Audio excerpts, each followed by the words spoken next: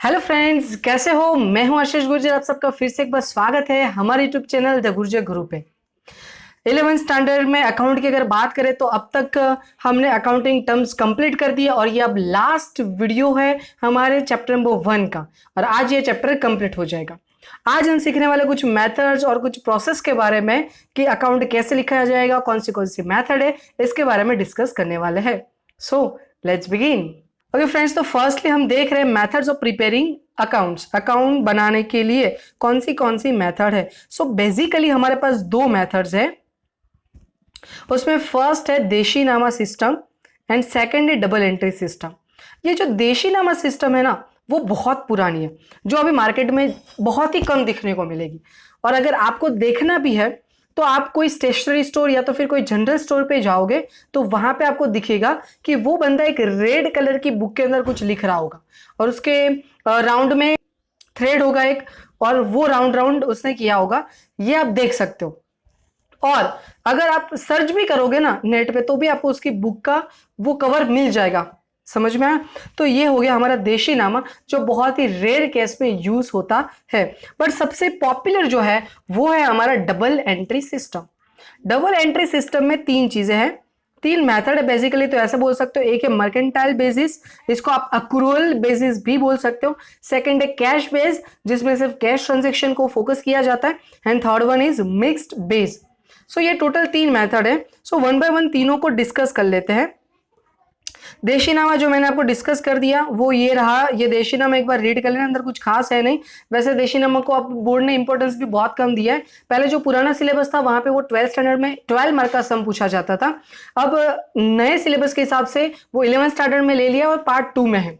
Clear? तो इतना importance नहीं रहा उसका, पर हाँ इसका पूरा चैप्टर आएगा तब डिटेल में हम समझेंगे। अब डबल एंट्री सिस्टम के अंदर डबल एंट्री मतलब दो एंट्री करनी है आपको हर एक ट्रांजेक्शन की। बट कुछ और भी इंपॉर्टेंट चीजें जो बहुत इंपॉर्टेंट है एमसीक्यू के लिए। तो पहली चीज याद रखनी, according to the historians the mathematician of Italy Luca Pacioli is considered as the father of double entry system। आपको ऐसा पूछे कि who is the father of double entry system, तो आपको बोलने का Luca Pacioli is the father of double entry system। I hope कि ये क्लियर हो गया। ये याद रखना है 1 मार्क्स के लिए, फिर बाकी सब भाषण है, एक बार आपको रीड कर लेने का। ये जस्ट रीड है आपके लिए। नाउ आगे जो हमने तीन चीजें देखी थी, उसमें से एक जो है वो हमारा अक्रूअल या तो फिर मर्केंटाइल बेसिस है, वो है।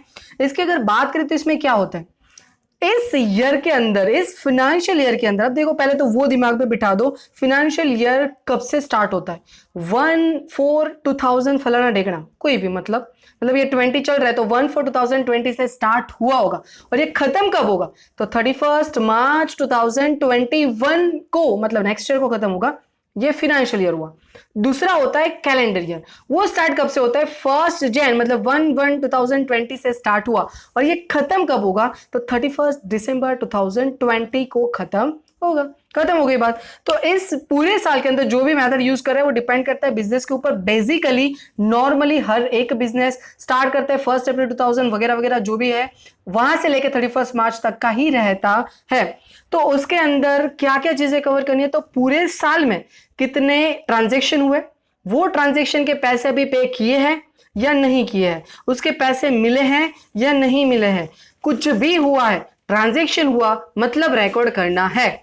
Is that clear? अब कभी कभी क्या होता है कि लास्ट ईयर के जो पैसे ना वो इस साल मिलते हैं तो इसको रिकॉर्ड नहीं करना है, उसको हमने प्रीवियस ईयर में रिकॉर्ड करके रखा है। यहाँ पे रिकॉर्ड करेंगे, कुछ अलग तरीके से रिकॉर्ड करना होता है, पर वो हमारा इस साल का ट्रांजेक्शन नहीं है, इतना दिमाग में बिठाओ। दूसरी चीज, कभी कभी ये होता है कि इस साल का जो मुझे मिलना है वो नेक्स्ट ईयर को मिल रहा है, तो उसका मतलब क्या हुआ कि नेक्स्ट ईयर को रिकॉर्ड करेंगे? नहीं, उसको रिकॉर्ड तो इस साल को ही करना पड़ेगा। आपको समझ में आया? तो यही सब कुछ यहाँ पे समझा, जैसे कि all transaction of that respective year are consider, और सेकंड में इन transaction of that according year, accounting year, transactions pertaining to the receipt, payments, liability, assets, कुछ भी है ये सब यहाँ पे हम इंक्लूड करने वाले हैं। ये सारी चीजें यहाँ पे कवर करेंगे।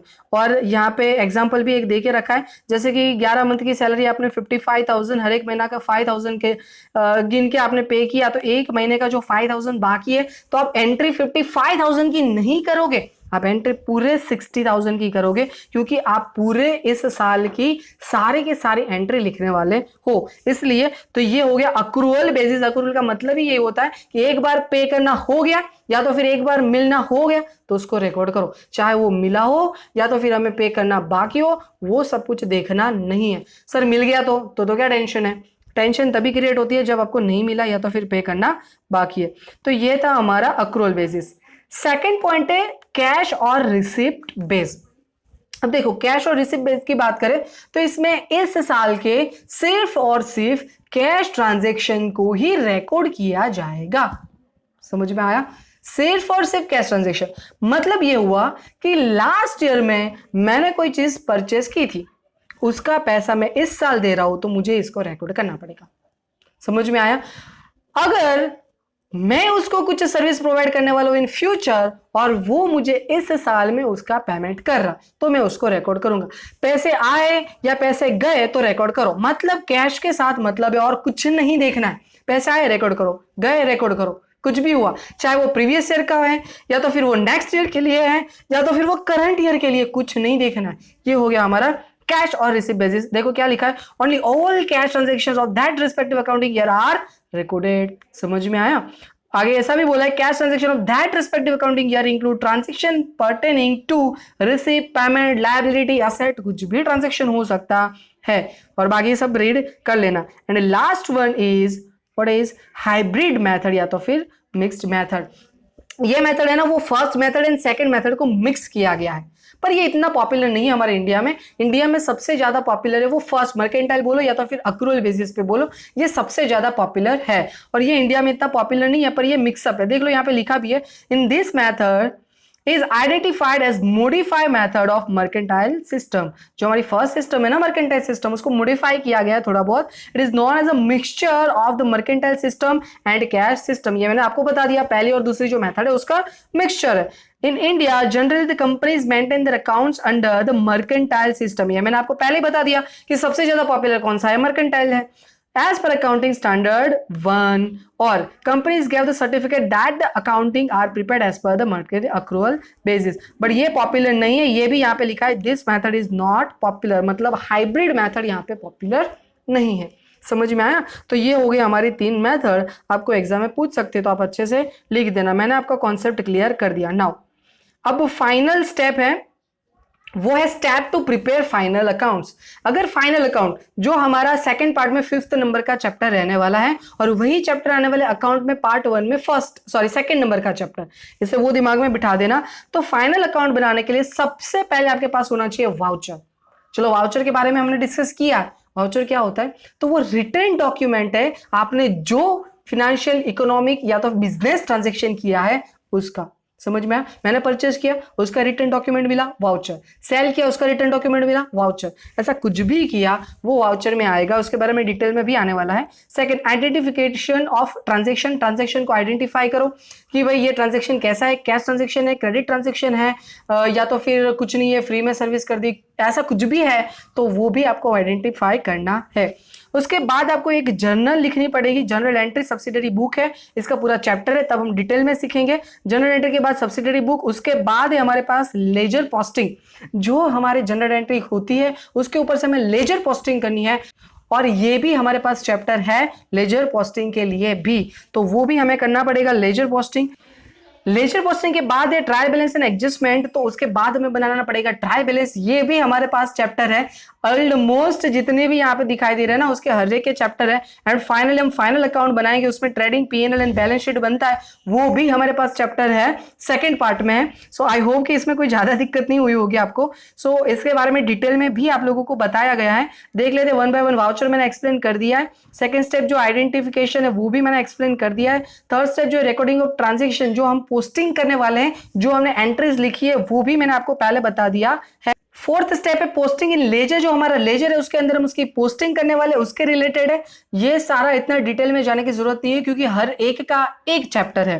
ट्रायल बैलेंस का भी चैप्टर है, मतलब उसमें आपको डेबिट एंड क्रेडिट बैलेंस लिखने होते हैं और दोनों साइड का टोटल सेम होगा। एंड फाइनली हम एनुअल अकाउंट प्रिपेयर करेंगे। तो ये प्रोसेस है, आपको प्रोसेस पूछ सकते हैं, डिटेल में नहीं पूछेंगे, आपको स्टेप बाय स्टेप याद रखना पड़ेगा कि पहले वाउचर बनेगा, फिर सेकंड क्या बनेगा, तो उस वाउचर के बेसिस पे आपको ट्रांजेक्शन को क्या करना पड़ेगा, आइडेंटिफाई करना पड़ेगा।